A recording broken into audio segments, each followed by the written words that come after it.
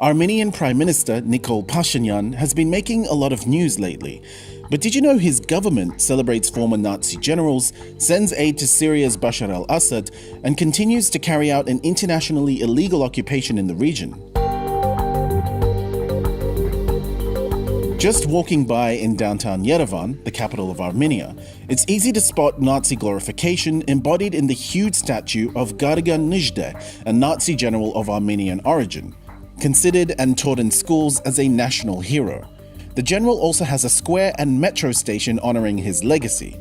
You may be wondering what that is. Well, Nijde was one of the commanders of the infamous Armenian Legion of the Wehrmacht, fighting in Crimea, the Caucasus, and southern France, helping Adolf Hitler's regime round up thousands of Jews and resistance fighters to be thrown into death camps. The general is also the founder of a racist movement called Sega-Chronism, which translates as carrier of race. Echoing theories of Aryan supremacy, Sega-Chronism calls for a master race of true, pure-blooded Armenian ancestry to rule the country, resisting the influence of the anti-nationalist bastards and mixed races. But anti-Semitism goes beyond unconscious glorification. Studies and reports reveal shocking statistics, such as the one conducted by Pew Research Center, which documented that 32% of Armenians would not accept Jews as fellow citizens.